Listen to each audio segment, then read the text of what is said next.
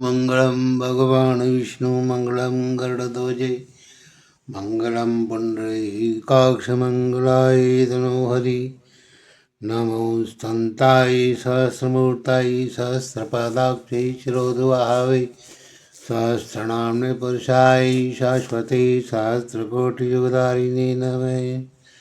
श्री विष्णु भगवान जी को मेरा नमस्कार है।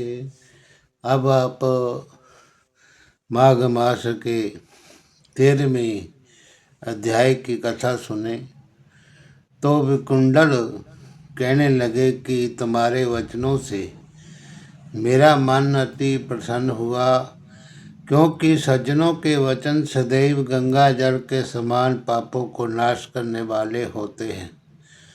उपकार करना तथा प्रिय बोलना सज्जनों का स्वभाव ही होता है, जैसे अमृत मंडल चंद्रमा को भी ठंडा कर देता है। अब कृपा करके ये भी बताइए कि किस प्रकार मेरा भाई नरक के द्वार से उसका उद्धार हो सकता है। तब दूत कुछ देर ज्ञान दृष्टि से विचार करके मित्रता रूपी रस्से से बंधा हुआ बोला कि हे वैश्य, यदि तुम अपने भाई के लिए स्वर्ग की कामना करते हो तो जल्दी ही अपने 8 जन्मों के पुण्य फल को उसके निमित्त अर्पण कर दो। तब विकुंडल ने कहा कि हे दूत, वे पुण्य क्या है और मैंने कौन से जन्म में कैसे किया है, ये सब बताओ, फिर मैं अपना पुण्य अपने भाई को दे दूंगा। दूत कहने लगा कि हे वैश्य सुनो, मैं तुम्हारे पुण्य की सब कथा कहता हूँ। पूर्व समय में मधुबन में शाल्की नामक एक ऋषि था।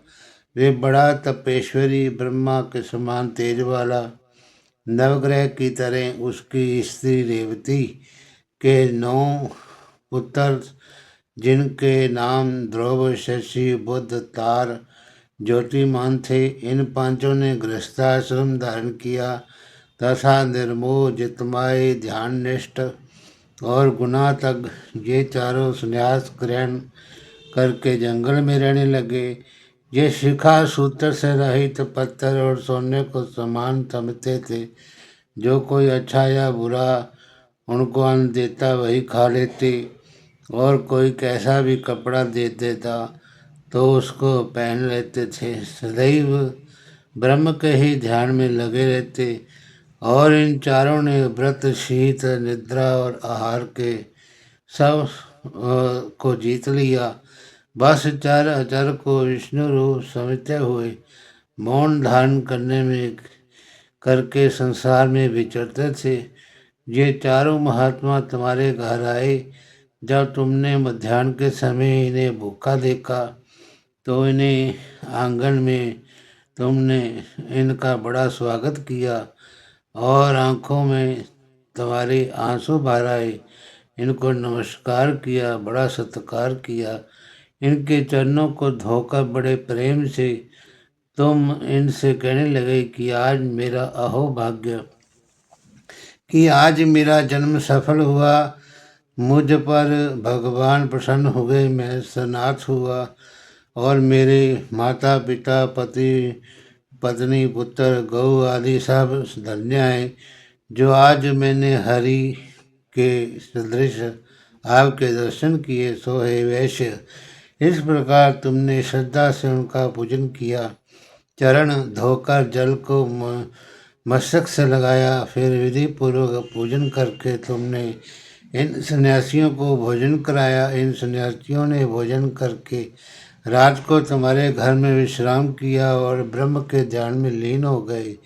इन सन्यासियों के सत्कार से जो पुण्य तुमको मिला सो मैं भी कहने में समर्थ हूँ, क्योंकि सब भूतों में प्राणी श्रेष्ठ है। प्राणियों में बुद्धि वाले, बुद्धि वालों में मनुष्य, मनुष्यों में ब्राह्मण, विद्वानों में पुण्यात्मा और पुण्यात्माओं में ब्रह्मज्ञानी सर्वश्रेष्ठ हैं। ऐसी ही संगत से बड़े बड़े पाप नष्ट हो जाते हैं। ये पुण्य तुमने अपने 8वें जन्म में किया था। सो यदि तुम अपने भाई को नरक से मुक्त कराना चाहते हो तो ये पुण्य उसको दे दो।